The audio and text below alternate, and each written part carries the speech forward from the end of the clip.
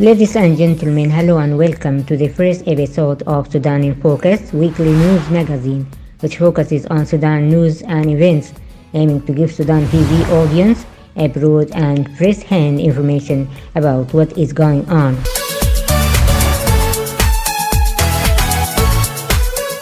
Babakir Bedri was born in Dongola, North Sudan, and belongs to and moved with his family as child to the city of Rufaa in central Sudan, memorizing the Quran in Al-Khalwa in Rufaa and then sent to civilian to create knowledge.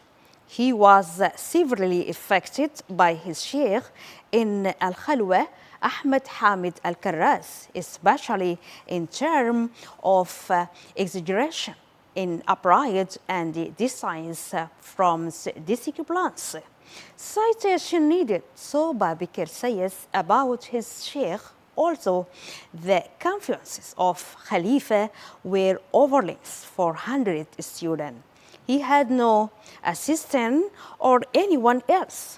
He did not care about the people of money or the people of Al-Jah. He did not accept gifts from any sales farm. He immigrated with his mother to him, where they participated in the siege of Khartoum and attended its conquest and killing of Khartoum. Then he accompanied Wadda Najmi in his fashion of Egypt, where he was captured and established for a long time in Cairo. Science was suspended and gained great deals of knowledge sessions needed.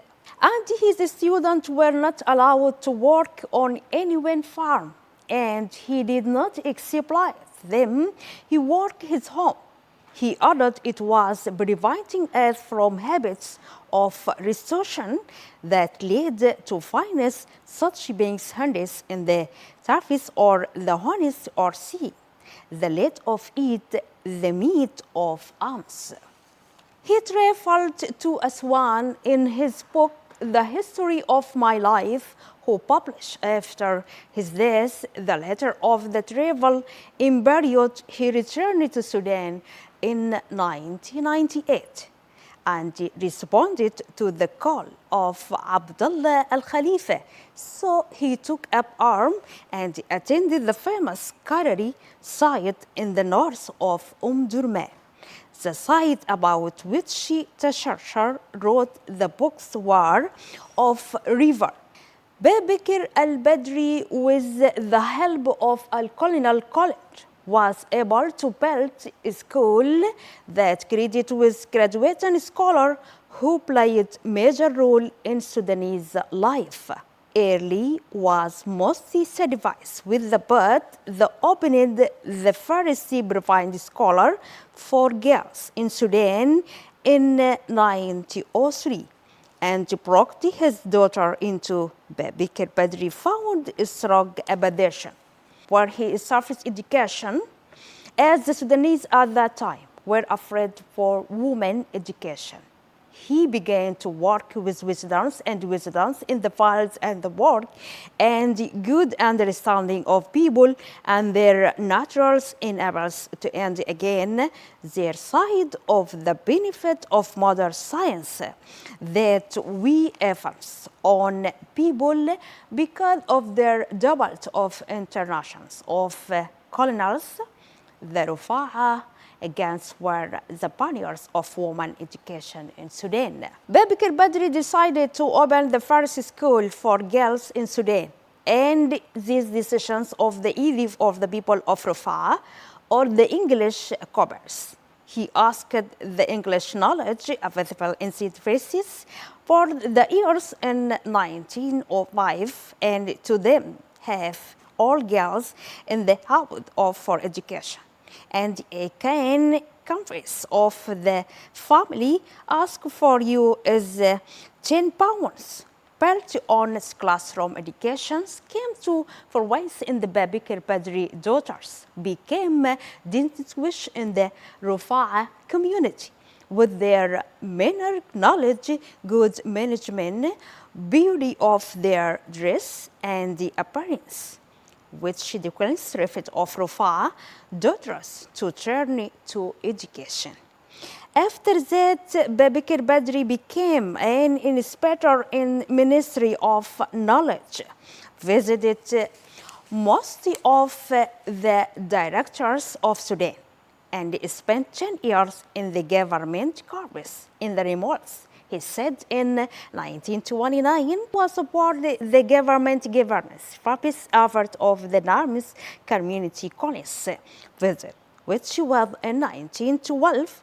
In the year 1929, Badri was referred to the pensions of which the Zogti of established the first private school and called the grandchildren because the number of students were his grandchildren, and the school was opened in 1930.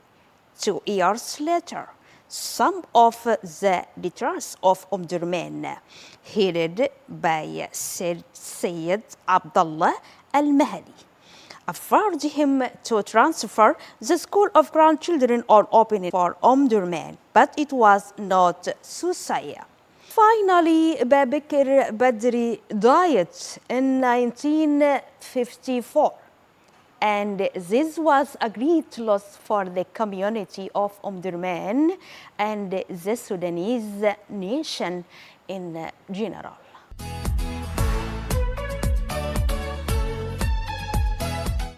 The Minister of Energy and Oil, Dr. Muhyiddin Naim Muhammad Saeed, discussed in his office in Port Sudan with the Ambassador of India to Sudan the restoration of cooperation between Sudan and India in the field of petroleum.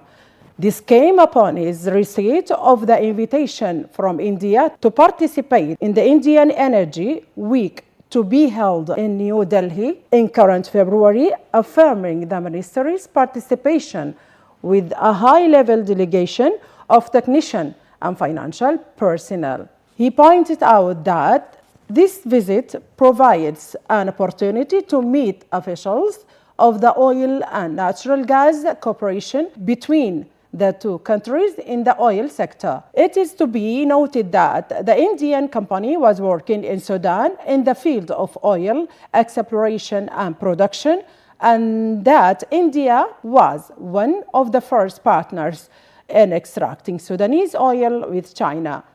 And this as per Sudan News Agency, SUNA.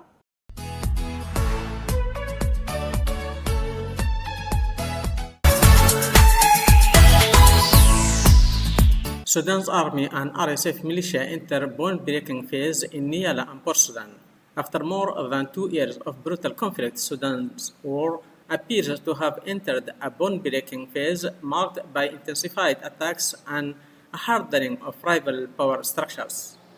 Fighting has surged in key strongholds, especially in Darfur and Kordofan, where the RSF is pressing ahead with plans to form a parallel government. The Sudan Armed Forces (SAF) has launched sustained airstrikes on military installations in Niyala in recent days, with a focus on the city's international airport. Meanwhile, the RSF has carried out near-daily drone attacks on military and civilian targets as part of what observers describe as a strategy to dismantle the SAF's legitimacy. On its Telegram channel, the RSF has circulated images and videos purporting to show life returning to normal in Niyala. However, multiple eyewitnesses, including aid workers, paint a bleaker picture. Sumaya Adam, a resident of the Hay al-Wadi neighborhood in Niyala, told Middle East Eye via Starlink that the RSF is running all city institutions, including the police, and killing or detaining anyone who opposes them. They control trade, gold production, and supply lines, especially in Songo and other key areas in South Darfur, she added.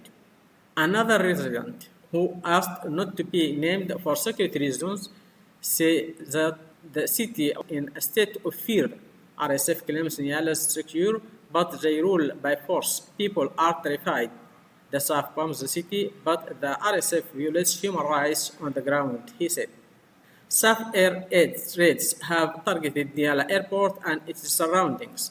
SAF military sources claim these attacks aim to disturb weapon shipment allegedly arrived in via the United Arab Emirates through Chad and Central African Republic car, also targeted foreign mercenaries and intelligence observers operatives supporting the RSF. We believe United Arab Emirates intelligence officers were killed in Niala. That is why they are retaliating with drone attacks on Port Sudan, he alleged. On the other side of the country, Port Sudan, once a haven of relative stability, have come under sustained RSF drone attacks. Civilian infrastructure has been heavily damaged, including fuel depots and oil refinery and the city's airport and seaports. The battle for Al-Fashir, the last major SAF stronghold in North Darfur, is emerging as a pivotal confrontation. The SAF insists it is on the verge of lifting a year-long RSF siege. Drone attacks raise stakes in new phase of Sudan's war. RSF fighters appear to have opened a new phase in Sudan's civil war after being driven from the capital in a move which some experts have described as a shock and awe campaign. Just weeks after the army celebrated the recapture of Khartoum, its the Rapid Support Forces launched a series of unprecedented drone strikes on Port Sudan in the east of the country. The attacks have led to worsening power blackouts as well as city residents facing water shortage. It is a level of power projection within this region that we haven't seen yet, says Alan Brossel, the Horn of Africa expert for International Crisis Group.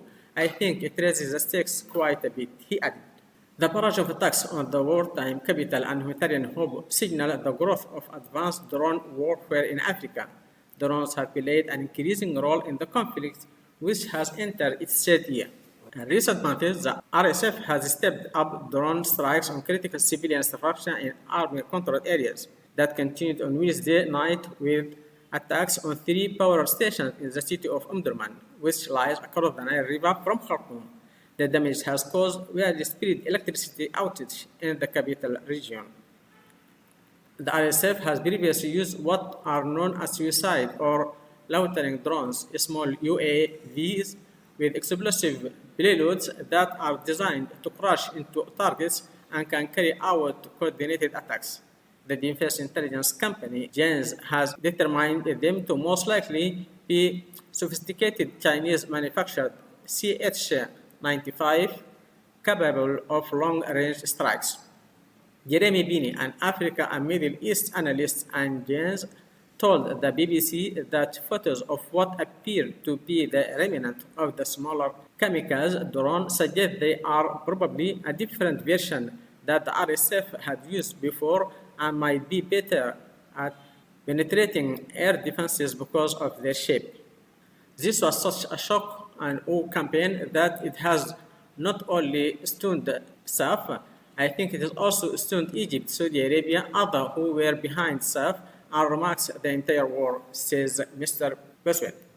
The RSF is widely viewed as a non-state actor, he says, and normally groups like that can muster quite a bit of an insurgent force. But the government, with the Air Force, is the one that always has the aerial capacity, and this just turns all those old adages on its head.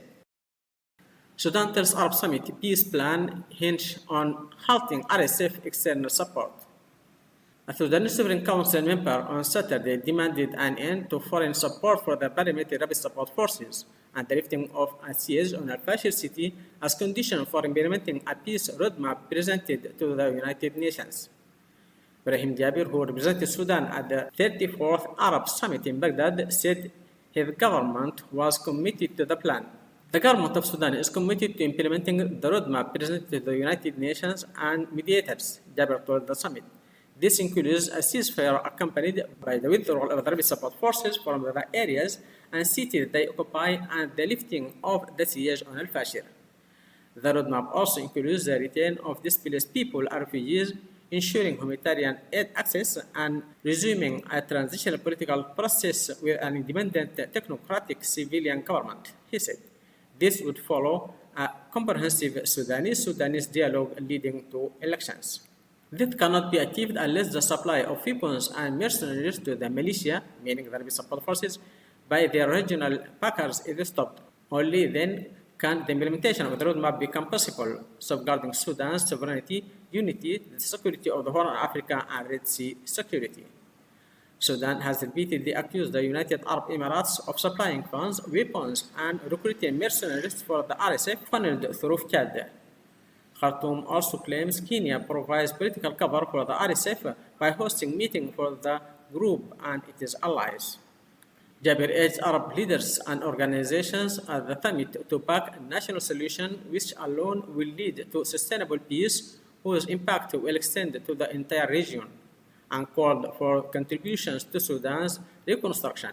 He said the RSF had targeted Sudanese institutions and infrastructure with advanced weaponry and foreign mercenaries backed by regional support known to all. Jabir describes the summit as an opportunity for Sudan to reaffirm its commitment to join Arab action. He also reiterated Sudan's firm position on the necessity of establishing a Palestinian state with Quds as its capital and rejected the displacement of Palestinians. Sudan says United Arab Emirates expelled mistreated most Dubai consulate staff. Sudan Foreign Ministry said on Saturday that Emirati authorities had expelled most officials from the Consulate General in Dubai and mistreated them, including through detention and interrogation. Ties between Sudan and United Arab Emirates have soared over Khartoum's accusation that Abu Dhabi has plagued the paramilitary rapid support forces in their war against the Sudanese army, which has lasted for more than 2 years. Sudan previously declared the United Arab Emirates as aggressor state and severed diplomatic relations, though it kept the Consulate General in Dubai open to provide services for its citizens. The Foreign Ministry said in a statement that Emirati authorities had in recent days issued a decision to deport most of the staff of the Sudanese Consulate General in Dubai without any given reasons. It accuses the United Arab Emirates of violating the Vienna Conventions governing diplomatic and consular relations by detaining the expelled diplomats for 8 hours at Dubai airport after they had completed all departure procedures. The crisis of American leadership reaches an empty desert. In Tini, a barren desert town in eastern Chad, the first humanitarian crisis of post-American world is now unfolding. Thousands of people fleeing the civil war in Sudan's Darfur regions have recently arrived there after enduring long journeys in a relentless 100-degree heat. Many have nothing. They report being beaten, robbed, or raped along the way. Nothing awaits them in Tine, due in part to the Trump administration's devastating cuts to foreign aid. Only a skeleton staff of international humanitarian workers are on hand to receive them. There are shortage of food, water, medicine, and shelter in Tine, and few resources to move people anywhere else. Several months ago, the reporter said he was working in Sudan with photographer Lindsay Adalio. She recently returned to the region and spent several days photographing and speaking with some of the people who are streaming into Tine. According to aid workers on the ground, more than 30,000 people have arrived there since regional fighting intensified in mid-April, and more than 3,500 are now arriving every day. The photos below capture the desperation of people with nowhere to go, the absence of infrastructure to help them, the desolation of the empty desert. Most of the people in Tini and nearby towns are coming from Zamzam, camp for displaced people in North Darfur. Aid trucks carrying food have long had difficulty reaching Zamzam. Bad roads. Over the past few weeks, the rapid support forces, the militia, raised the stakes further. The RSF tightened its siege of Al-Fashir, the largest city in North Darfur, and began shelling Zamzam itself. Local Sudanese groups, part of a mutual aid movement called Emergency Response Rooms, are collecting donations from overseas and have begun offering meals to refugees, as they do all over Sudan, but its number of displaced people continue to grow as the scale of the disaster expands. These volunteers will also need more resources, if only to ensure that everyone in Tine eats a meal every day. Eyewitnesses report people dying of thirst on the way to Tine and malnourished children arriving among the refugees. This is a dramatic moment in devastating war. More people have been displaced by violence in Sudan than in Ukraine and Gaza combined. Statements about Sudan are regularly made at the UN and in other international forums, and yet the people in these photographs seem to have been abandoned in an empty landscape. As the United States withdraws and international institutions decay, their order may be a harbinger of what is to come. While the war has ravaged Sudan for more than 2 years, it is being foiled by a play of regional influences. At the risk of it is becoming essential to influence external actors in the conflict led by the United Arab Emirates to find a solution. The repeated drone attacks that have hit Port Sudan since the beginning of May are a reminder that the war has ravaged the country, which entered its third year in April, remains more devastating than ever. The figures reveal the scale of this often forgotten conflict: more than 150,000 dead, more than 13 million people displaced by the fighting. Previously untouched, Port Sudan is not only the capital of the government, which retreated there when Khartoum was the scene of deadly fighting, it is also the entry point for crucial aid into a country gripped by humanitarian crisis that had led UN Secretary General Antonio Guterres to declare Sudan trapped in a nightmare of violence, hunger, diseases, and displacement. The destruction of critical infrastructure by these drone attacks, such as the country's last functioning civilian airport, will only complicate the delivery of aid. In April, the United Nations announced the influx of weapons and fighters that allows the conflict to persist and spread. The drone attacks on Port Sudan have thus led to the breakdown of diplomatic relations between Sudan and the United Arab Emirates, which is accused of supplying the RSF with sophisticated weaponry. Removing Sudan from a spiral into which it could fall requires first and foremost putting pressure on these external actors, the proxies for war and massacres. The United States has undeniable access to achieve this, given its relation with the countries indirectly involved in the Sudanese war, in addition to the United Arab Emirates, Egypt, and especially Saudi Arabia. Donald Trump visit the Arabian Peninsula must still understand that this country, like all others, has an interest in ensuring that the guns fall silent in Sudan. Good day and welcome to another episode of Unapologetic. I'm very pleased today to be with Sudanese Ambassador Babikar. Good to have you with us. It's my pleasure.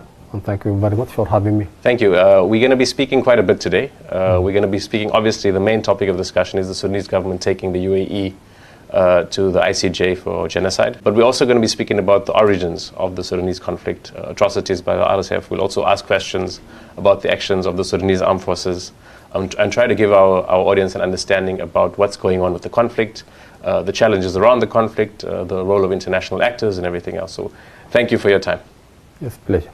Just to begin with, can you tell me and tell the audience what's the case about? What evidence does Sudan have against the UAE of the involvement in the genocide, and what's the crux of the case about?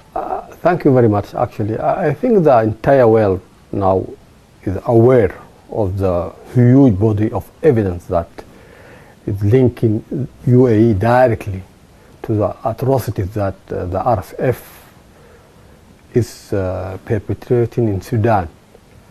To the extent that RSF, for many observers, for the Sudanese people, for many regional and international observers, is a proxy paramilitary acting on behalf of the UAE. And had it not for the UAE uninterrupted supplies of weapons, heavy weapons, sophisticated weapons, strategic drone, mercenaries, this war could have not continued that long. Can you go a bit into the actual evidence? You say that the world is aware of the evidence, but there may be viewers who aren't unfamiliar. Can you speak about what evidence specifically you put forth and what exactly are the main allegations against the UAE? Of course, since actually the year 2023, when the war erupted on the 15th of April 2023, in few months time it became evident that the RSF is receiving heavy weapons, continuous supplies of weapons, and finger of accusation directed to the UAE, given the special relationship between the RSF leadership and the UAE government. And by end of that year, the Security Council panel of independent experts who are actually appointed by the Security Council while the UAE was a member in the council, prepared a report detailing the routes of the delivery or the of weapons by the UAE to the RSF, and gave a very clear picture about the number of the flights, the airports that are used to receive the weapons, and he discussed the report discussed that in details and came to conclusion that there is credible evidence that UAE is actually arming RSF. And since then, the international investigative media gave a lot of details, starting from the New York Times, Washington Post, Wall Street Journal, CNN, and the likes. In addition, many international human rights organizations, reputable human rights organizations like Amnesty International, Human Rights Watch, and other specialized organizations also gave detailed report about this. So it became, since the beginning of the year 2024, it became well known for everybody that the UAE is the power behind RSF. We're going to speak a bit about the UAE's motivations and why they would do that, and we'll speak about the RSF as well. But before we do that, let's just give a sense, what's the Sudanese government's perspective on how this war began? Actually, the Sudanese government and our national army have done their best to avoid this scenario, because following the revolution in 2019, after the removal of the al-Bashir regime, the country was emerging from multiple conflicts, and there were different or several armed movements. Some of them were fighting the government of Omar al-Bashir, and for the RSF was used by that government against this armed movement. So it was so that as the country emerging from this multiple conflict, it is wise to try to bring all this armed movement together and to try to integrate them into the national army within very specific procedures and terms, and so that the country can usher into a new era of national consensus and national unity. And the main contention point that was the RSF wanted this to be done at rather very long period for the national army and for all those objective military experts, that this process should take place between 2 to 3 years to integrate all armed movement, because having many armies in one country is a recipe for chaos, for instability, for war like what happening now. And the RSF was emboldened actually by the support, the external support that it was getting. So they were adamant to no, they don't want to be integrated within 2 to 3 years. They rather wanted to continue as like a separate independent army for 10 to 15 years, while they are having a huge or building a huge economic empire and having their own political arrangements. So that was not couldn't be accepted by anybody, because this just throwing the country into case of the scenario that we have seen in the Middle East for some countries that is run by militias, by the national army no longer has the monopoly of using arms, as in the modern states. In modern states, or the government, it's one of the definitions that is the authorized body to use violence or to use armed violence. So if you have many militias, many armed movements that working independently and parallel to the national army, that is the beginning of war. And that's what happened actually. Let's talk about the RSF and the Sudanese forces and the war between them.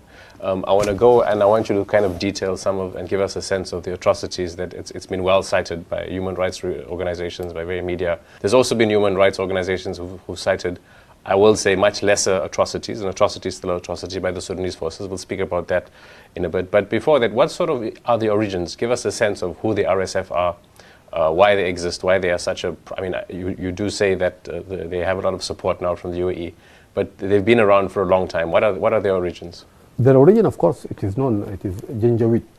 And Janjaweed, now if you consult any dictionary, you will find the word Janjaweed is there, because Janjaweed is this militia from some Darfurian communities. This goes back to early 2000, right? Yeah. Like more than 20 years ago, who were very active there, and from nomadic communities. Not all of them, of course, part of that, but they were notorious for the atrocities that they have been doing in Darfur in early 2000s, and they were used at the time by the ousted regime to quell the Darfurian armed movement, what we call the armed struggle movement.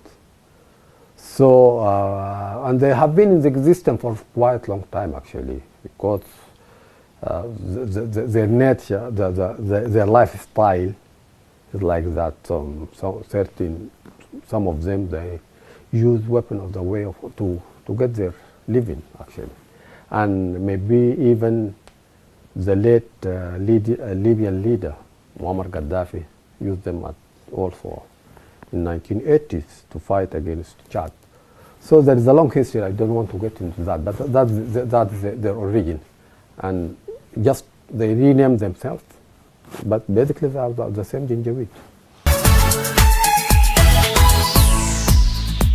Jabal al-Barkal area located in the city of Karima on the River Nile in northern Sudan is one of the famous archaeological areas in Sudan and historical sites that witnessed many years of Nubian and Kushite civilization. The god Amun inhabited in Jabal al-Barkal, also called the Pure Mountain, for more than 5,000 years.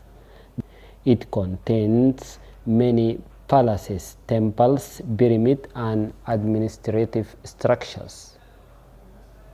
Jabal al-Barkal includes a royal cemetery during the Meroitic period, and the oldest burial date back to the 5th century BC.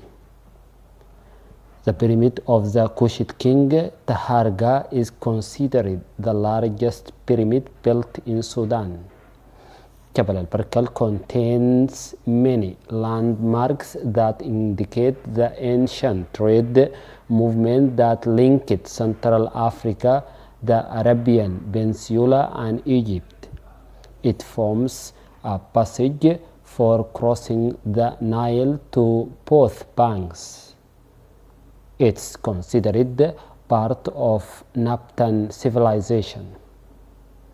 In this context, Jabal al-Barkal became an essential part of the Naptan civilization, and the Sudanese state after Naptan and Jabal al-Barkal were declared UNESCO as a World Heritage Site in 2003.